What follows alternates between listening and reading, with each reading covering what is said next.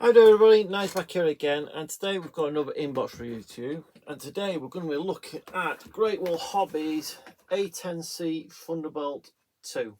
Okay, so this is quite an anticipated kit. Okay, now was it last year Academy released their version.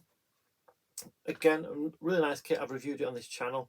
Not without its issues. The engines are not recessed enough in there, but it has got some nice features like a slip molded engine section and rear fuselage. And you go in the special schemes or another scheme for Hobby 2000. Okay, but this has come along. It's got all Great Wall Hobbies fantangled bits to it. Okay, so you get some lovely detail on there and stuff like that. And it is we've got it on at £77. Okay, you get, yeah, I think it's just the four options. Okay, so we'll go through those when we get over onto the and look at the markings and all that sort of stuff in a bit. But yeah, so let's get cracking and put it over it. So I'll get cracking straight away with the instruction manual. The first bit is a loose page, so you get a picture of the actual box art.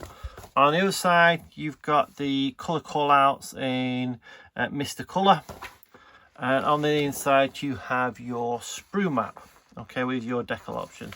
And this just comes with a special nose weight. Okay, so you don't have to worry about this being a tail sitter unless you forget to put that in. Okay, straight into the instructions. Okay, stapled A4 booklet, and as you can see there's loads going on there, so we'll get cracking. So starting off with the seat. Okay, we've got the main seat going together. You've got the cushions going on there. Okay, it's got some lap belts and some more belts going on. As with most aircraft builds, you might want to replace this for resin because you'll probably get a lot more detail on that. We're then going into the cockpit area itself. So the cockpit itself looks like it's all one piece, and then you get where you put your decal options and your painting, just like that. Moving on to adding the canopy opening mechanism into there and the side walls of the cockpit, before then adding the seat. So then you've got the seat and how it would look from both sides. We've then got the heads-up display going on before we move on to the offset tail wheel. Just going on there, lots of detail in there, that looks of it. Adding the nose wheel in, and then adding the cockpit into the aircraft before we then close up the two fuselage parts. And as you can see, all the way down the spine we've got this part here, so you don't have to worry about seam lines. We've got then looking at the windscreen and the nose, some odds and sods going on the windscreen, another plate going on there, so again we don't have to worry about any sort of sanding for the seam line. That's the big letdown of the Hobby Boss kit. Putting the cannons in, which this aircraft is famous for. We've got a one-piece lower fuselage and wing section for then mounting that onto the upper section. We've got the control surfaces and the flaps and slats, okay, which looks like you can't do them deployed, which might be a problem for some, but I won't looking at that. They just slot in there unless there is another section which tells you about doing them deployed. We then put in the main wheelbase on these two nacelles just here that go on to the wing. We've then got the wing tips. Okay, these folded over rounded parts of the wingtip with the photo etch on just there. Before again we had some more photo etch to the leading edge of the wings, these covers for the nacelles. We've then got the fans for the actual engine. Okay, so we've got the two parts there, which then go into the actual engine part. We've then got the main engine itself all going together before the nacelles get built around that on both sides. For those nacelles then get added to the fuselage. Then we bring the fuselage all together, not forgetting to put the weight in. Okay, I can see the seam line just there, how it should go together. We then have got what looks like some wheel bay doors. Doesn't really tell you. I'm hoping it shows you further on, but some wheel bay doors. Moving on to the undercarriage. So we've got the main undercarriage just here, or is it the nose? No, this is the nose undercarriage. And then we have the main undercarriage just here. As you can see, it's a lot bulkier. And the same on the other side. Before then, these get added to the aircraft with some fins. There's the nose wheel door, main wheel doors. Or is that?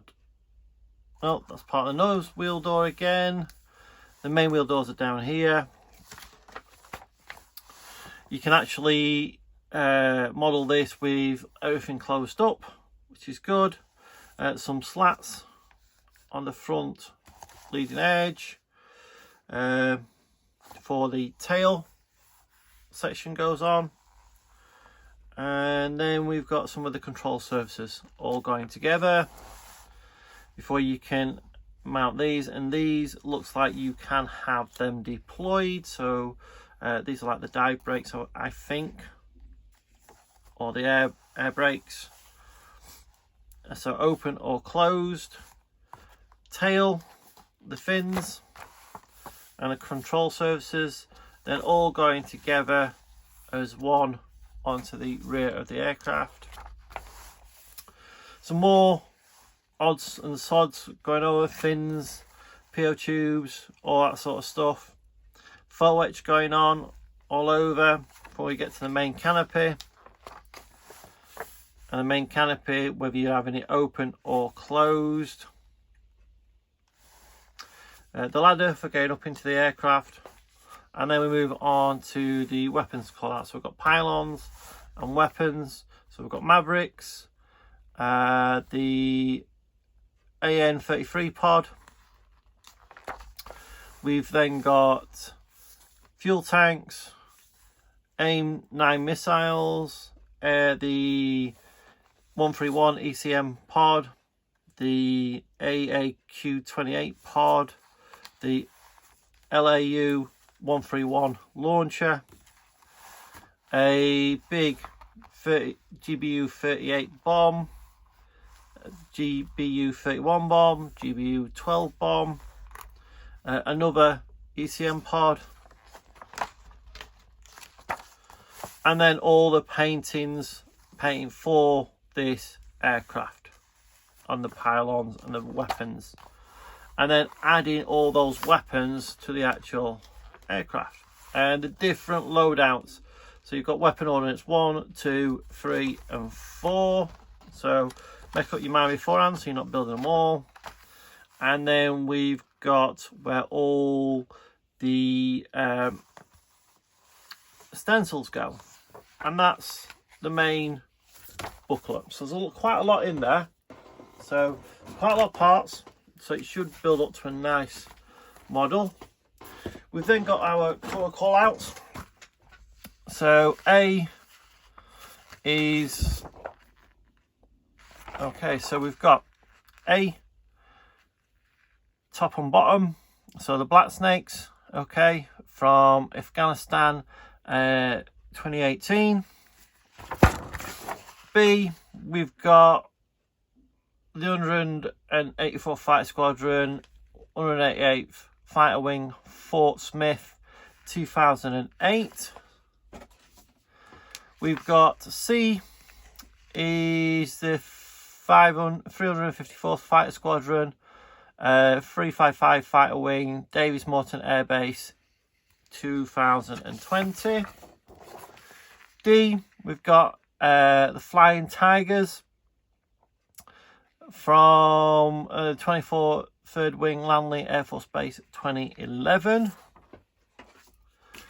And then last but not least, we have got 25 Fighter Squadron, 31st Fighter Wing, Osen Air Base. I don't know what PACAF stands for. Somebody can enlighten me in the comments. 2016. And then on the flip side, you've got a nice poster there to put on your wall if you so wished. Also in the box, stuck to it, the nose weight is stuck in there. Okay, so we won't get that out, it's stuck in nicely. We have got our clear parts to start with, and we'll have a look at these. Why companies insist on having staples in there, I don't know. So we've got our clear parts, they're all in clear. The downside is we have a mold line that we have to get rid of, but other than that, perfectly clear. Look really lovely. So I'll just put that back in the bag so I don't damage it. I'll put that over there, out of the way, and then we can start going through the plastic itself. So we've got our lower wing and fuselage, some of the control surfaces going around, and we'll start with the main part.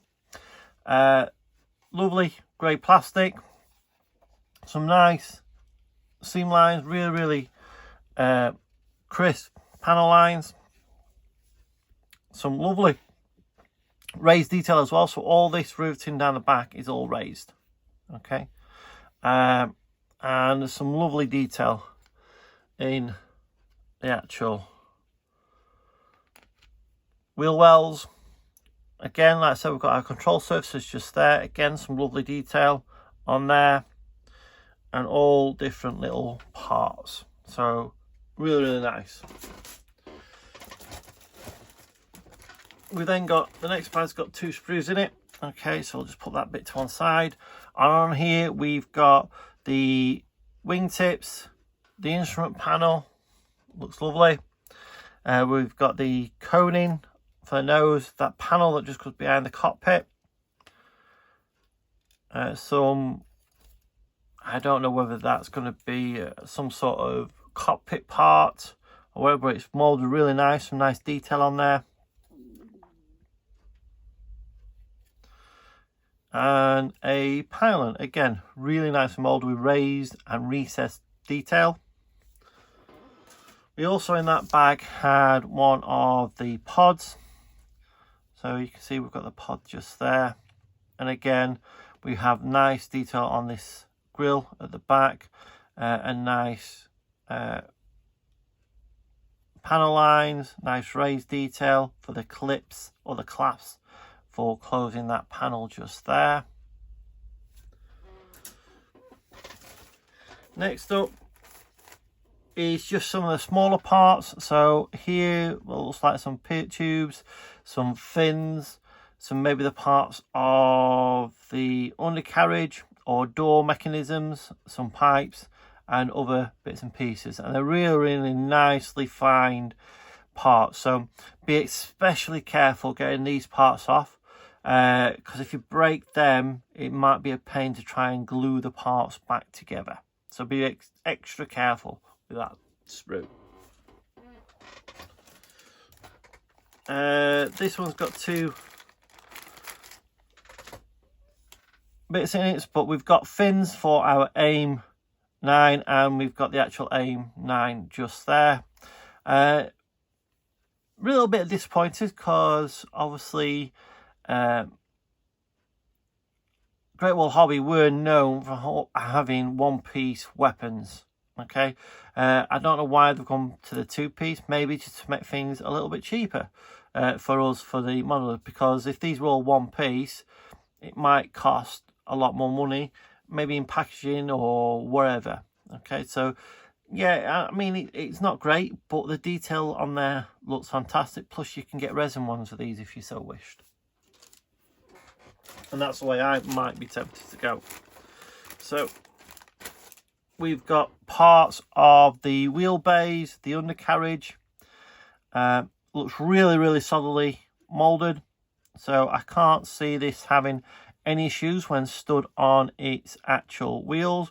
We have a tyre there, and that tyre is absolutely lovely. Yes, it's got a seam going around it, but it's got the actual manufacturer on it, so it's got Goodyear printed there and there, and that's in plastic. So that is absolutely fantastic how fine that is. Going around, there's no injection pin marks on the doors at the moment, other than maybe those ones, but we should be able to get rid of those, or they might actually be hidden. But again, some really nice detail. No injection pin marks on any of the undercarriage parts or anything like that, which is great. So we've got two nacelles. I'm only going to get one out. Okay, so we've got the wheel nacelles just here, and again, some nice recessed and some nice recessed panels and details. The only downside is, let's get a brush, so along here, you're not going to be able to pick it up on the camera, I don't think, but along here you can just see there's a seam mark where the two molds join together. So there, and down that side, you're going to need to get rid of, okay, before you then move on. We've got parts of the engine just here, so we'll take these out carefully. So we've got the tail part just here, and again, some nice recess and raised line, but again, we have the moulding marks just there and there. So I would be extra careful getting rid of that, okay, because you've got, this is all raised, but hopefully just a quick swipe with a sanding stick should get rid of those. And then again with these two parts, so these are going to be parts of your engine nacelle, and again we have a mold line just there, one just there, one just there. So it looks like this was in four parts. So as it was molded, all the four parts would come together, okay, and you would have got this, okay, which is what happens when we when we get parts like this molded to a high standard. You need the four different clamshell parts to be able to build it properly. Okay, so that's them. We've then got another set of weapons. Okay, so we've got a GBU 31 and the Law 131 launcher. Okay, so again, nice recessed and raised detail. That actually looks the business. And we then got the launcher here again. It looks really nice with the end parts for the at the front and the fuses at the back.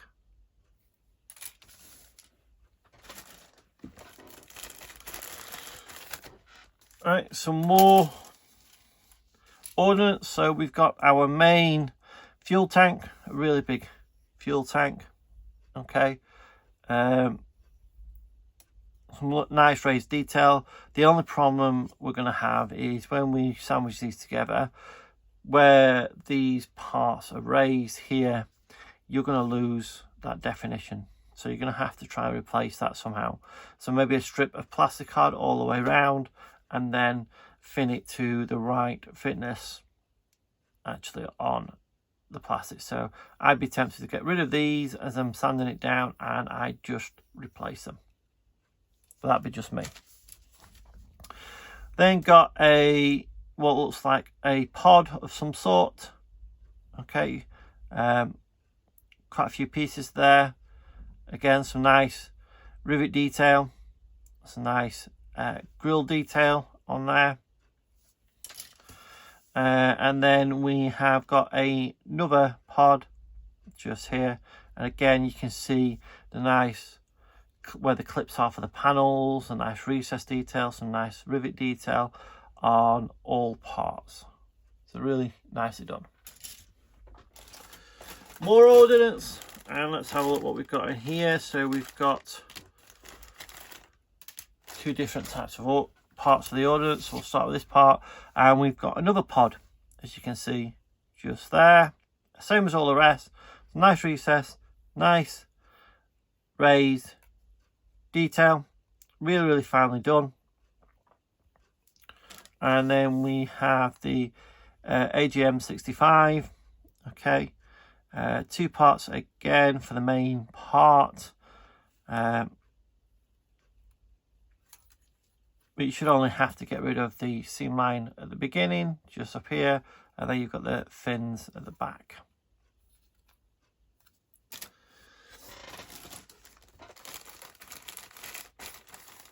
So we've got a couple of parts in here.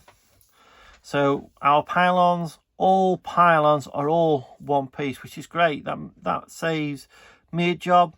I've just got a couple of swipes to get rid of the mold lines.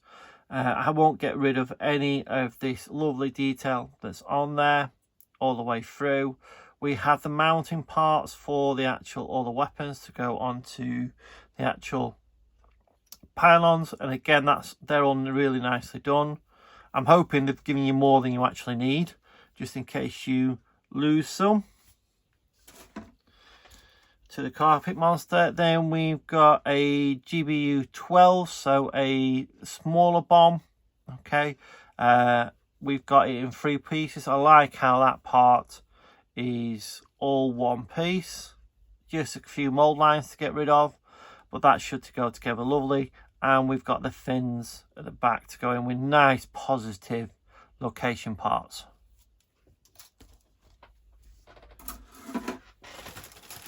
Then we've got two of the same sprue. So we've got parts of the engine and the fans, okay, where these two parts go together to give our complete fan assembly, and they look absolutely super finely done. Really thin. Now I know they're probably not going to be as thin as if they were scaled down from real life, but they are absolutely fantastic. We've got some more grill parts here, another 2 wheels. We've got our actual wheel well, one that goes up into the wheel well, and our wheel well for on the ground, and it's weight on wheels with the actual bit cut off and the bulge. And we've got manufacturer again. We've got our wheel hubs again, look at that, really nicely done. And then we have got I don't know what part of the fan that is, but another part of the engine. So it's fantastically done. And then the actual engine exhaust part, which again looks really nicely done. It's a nice raised detail just there. Right, the main wings. Okay, and all parts of the main wings just there. Again, some nice recessed detail, okay, and some nice recessed rivets. Now I don't know too much about these wings, whether they have got lots of rivets along the wings.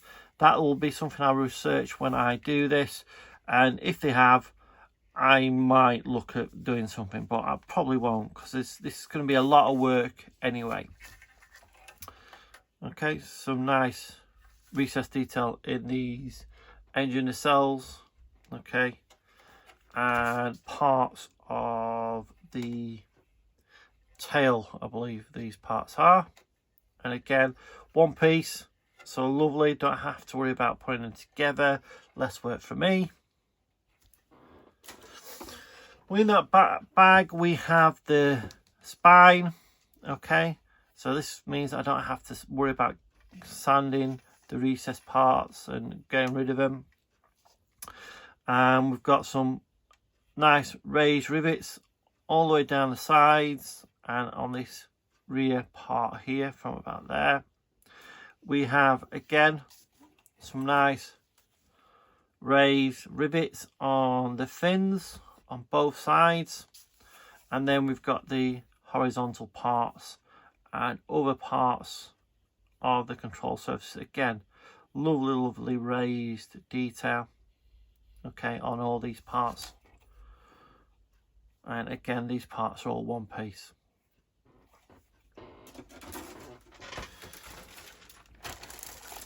Right.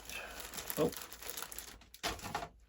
Next part, we're looking at the engine nacelles. We've got the cockpit, and looking at that cockpit, that is, for plastic, that is really well done. That is fantastic.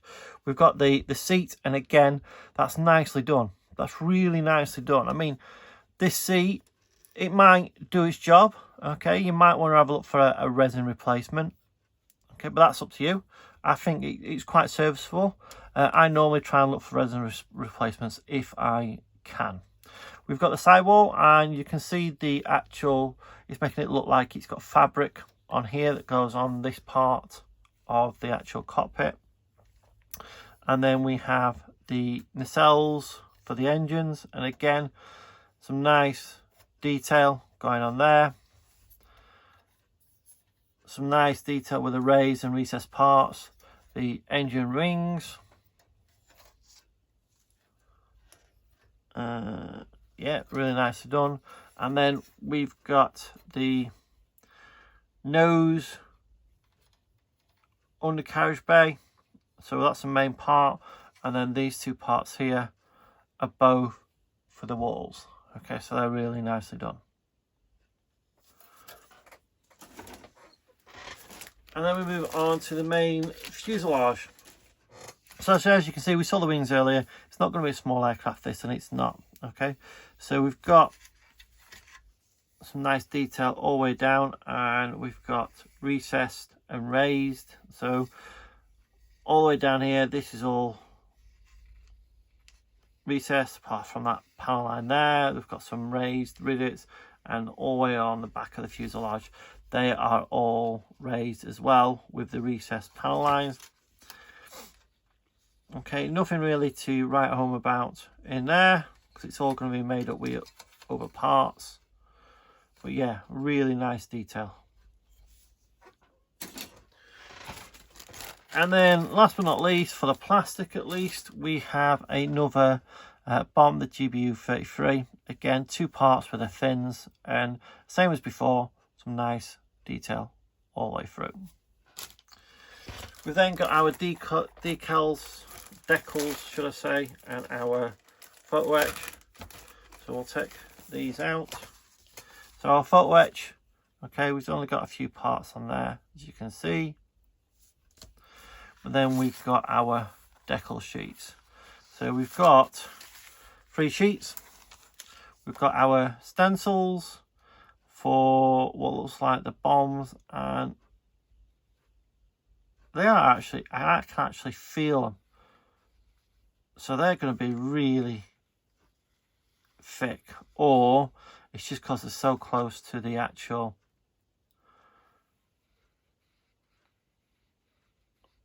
edge of the actual decals, but they look nice and flat. We've got some more stencil detail, okay, so these walkway parts, we've got parts for the cockpit instrument panels, and they've got warnings, hooks and all that sort of stuff, which you can see just here. And then that moves us on to the actual main markings. Okay, so we've got the black snakes, we've got the warthogs. Okay, again, quite thick. They seem quite thick, but they look really nice. Some really nice schemes going on there.